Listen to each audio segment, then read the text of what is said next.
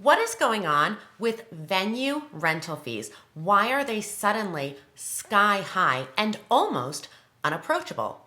Hello, my friends, and welcome back. This is Andrea Eppolito, and we are here today celebrating life luxury and above all else love.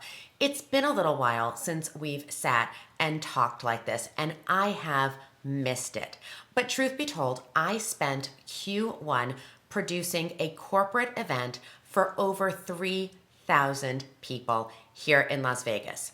It was one of the most challenging, exciting, and honestly informative experiences of my career. When I started back in the late 90s and early 2000s, when I was opening up hotels like the Bellagio and the Venetian, I was a catering conference manager. And so I got really comfortable and really adept at producing these grand, large-scale events for corporations. I understand the food and beverage side, the AV side, the load and the drayage, all of the things that, as a wedding planner, I don't always need to consider. And so 20 plus years later, being invited back into that world, having the opportunity to sharpen my toolkit and go back and do things that I haven't done in a while was honestly great fun. But I have continued to share weddings here. I've tried to be on the YouTube shorts, and I'm so glad to be back because during the corporate planning, I was still taking clients and I'm still writing budgets for 2024, 2025, and I'm still sourcing spaces. And one of the things that has come up over and over again is, oh my God, what is happening with venue rental fees? They do feel kind of out of control. And I'm saying this as someone who isn't just a client, isn't just somebody who is booking space. But my husband and I have run a venue consulting company for the last 5 years. We represent venues throughout the country. We coach venues throughout the country. We teach them how to make more money, how to run a better business, how to attract a better client. And even as venue consultants, we are kind of blown away by this push that we are seeing to get really high, almost exorbitant and unjustifiable to the naked eye prices.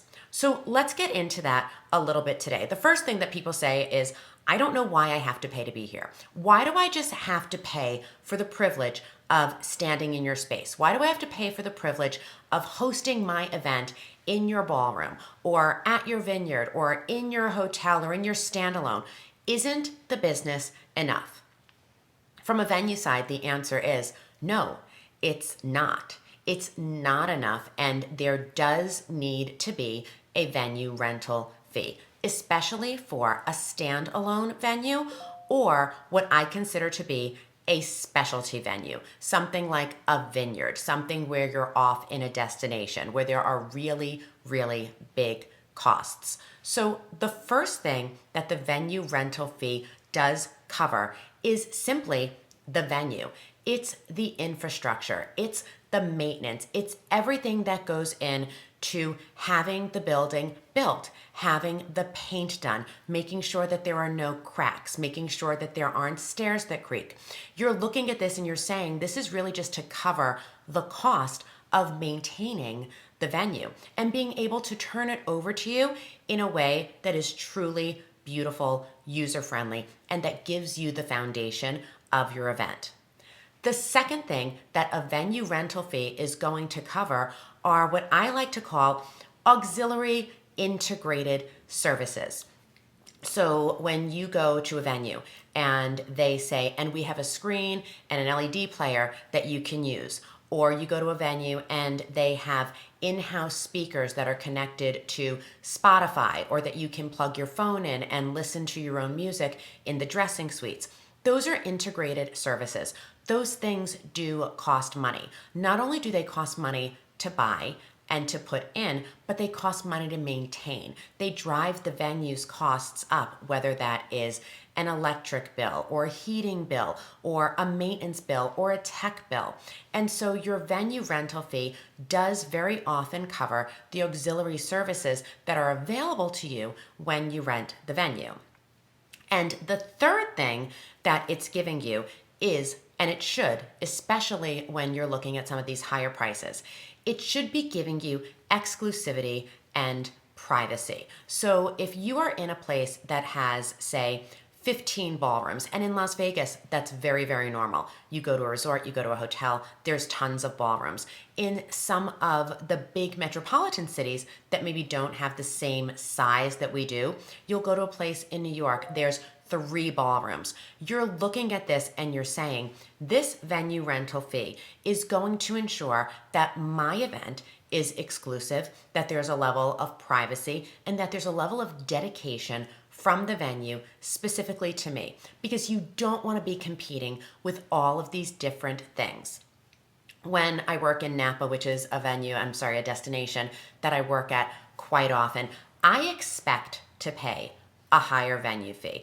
I expect to see a rental that is $15,000, $20,000, $25,000. Why? Because when I'm going there, I'm saying I want the entire vineyard to be private.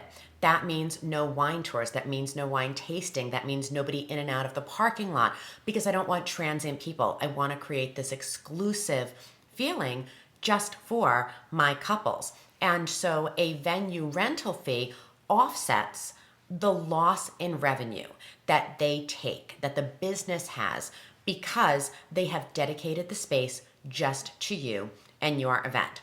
So those are the 3 things that it covers. Now, you could be sitting here saying, okay, I get it, but why have they gone so high? There's a venue here in Vegas that the rental fee today is 3 times what it was when I was working there 3 and 4 years ago.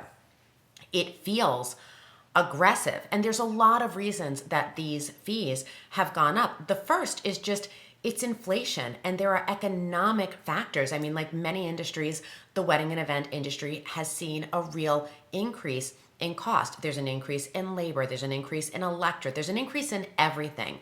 And so the rising rental fee goes to offset some of those economic factors and some of those losses. The other thing that we see, and it varies, it's the exact opposite in different markets. In some markets, they have seen a big drop, a decrease in the need for luxury weddings. Not as many people are booking them, they're not spending as much money on them. And so by raising the rental fee, they're making up some of that loss.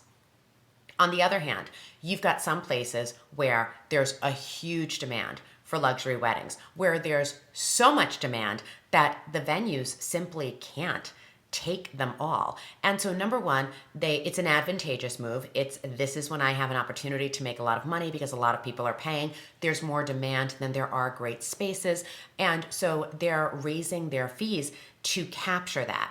And then the last thing that people are saying is it just simply, there's another layer post-pandemic, another layer that venues need to initiate in order to run a business that is safe, sanitized, and practiced. And so you will see that venues have kept a lot of hand washing stations. They've kept a lot of guardrails. They've kept a wider separation. All of these things in a post-pandemic world that have suddenly felt normal, that we didn't have before, are just not going anywhere. And so the venues are saying this is really an opportunity for us to offset some of those costs. And just to be clear, when my husband and I look at venues, that's not one of the factors that we look into it. And it's also based somewhat on demand, but really what we're doing is we're saying, what is the market able to bear? And then who are the clients that we want to attract? And what is an appropriate price point for that client to pay in order to maintain the building, in order to make sure that we have the auxiliary services, in order to make sure that we pay a great staff. Now, something I'll say as a customer, when I see a venue that at one stage was at one price point, that suddenly doubles or triples its rental fee without offering great service, without offering great amenities, without really doing something amazing to take care of me, it feels advantageous. It feels like extortion. It feels way too high, way too much, and it's a tremendous turnoff. And one of the negative things that I have seen happen to a lot of venues is you have a venue that is doing great weddings, amazing weddings. People are coming in, they're spending money, they're doing great menus, bars, they're investing heavily in rentals, production, flower, lighting, entertainment. The weddings go absolutely viral. And suddenly, everybody wants to go there. Everyone wants to have a wedding at this location. And so the location, absolutely swamped with demand, raises the rental fee because they're like, we only want really serious people here.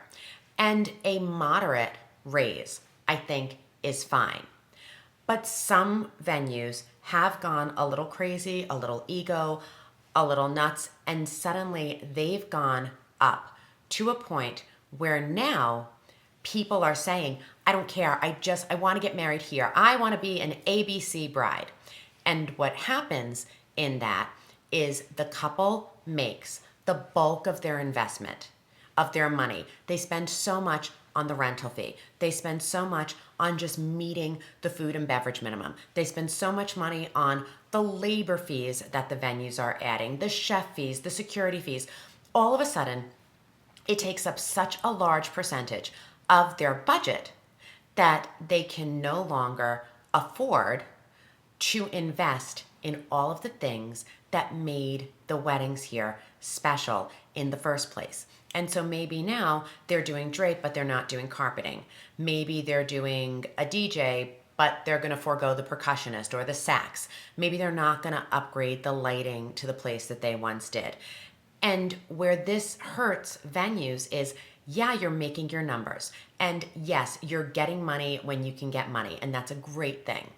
But what you're not getting is you're not getting quality weddings. You're not getting quality photos that are going to continue to go viral. You're not getting videos that people are going to watch and get engaged in. You're going to see in a year or two that suddenly the venue doesn't have the same reputation. It doesn't have the same cachet. There's not as many people anxious to go there because suddenly people are just having basic, straightforward, regular weddings in these super high-end venues, and they just stop feeling as special. So if you are a couple, if you are a wedding planner, if you are an event professional, the first thing that I really urge you to do when you're shopping is have a very open and honest conversation about the rental fees with the venue. Ask them what the money is going to. Ask them if there's a way to offset it. Ask them if you raise your food and beverage minimum, can you take it down? If you commit to hotel rooms, can you take it down? Are there other dates that maybe are a little bit less popular to where you can spend a little bit less? Because I 100% believe that venues need to charge a rental fee. They need to be able to maintain the space and give it to you so that it's beautiful and it's clean and it's maintained and it's well running. But I also don't think that you should pay more than you should. So have a really good conversation, number one. Number two, I want you to sit down and really adjust your budget and look at it and think, am I basing my numbers off of rental fees that no longer exist? Am I planning on spending $2,500 on a rental fee when the reality is today's market, you're not going to find anything under $5,000? And then third, ask yourself if there's a better use of that money. If you were to get married at another venue, could you take $10,000 and put it in production? Could you go someplace that maybe doesn't have the same name and put another $10,000 or $15,000 into entertainment? Could you get a better photographer or videographer? Is that money going to make you feel different? And if the only place you feel like a bride or you feel like a groom is standing in a very specific ballroom, on a very specific vineyard, at a very specific beach, then write that check, love your venue, and just say, this is what I want. But if you're going specifically into a ballroom and into a venue, and you're going to be incredibly transformative with production, if you're going to be covering floors and walls and ceilings, then the ballroom is just an empty box. And you want a place that's really going to support the box and support you while you're in it. I hope this shed some light on venues, on venue rental pricing, and on what I see coming down the line. If you have any questions about weddings, events, design, lifestyle, please go ahead and leave a note in the comment. I'm super excited to be back in front of you. I am Andrea Eppolito, and we will talk again soon.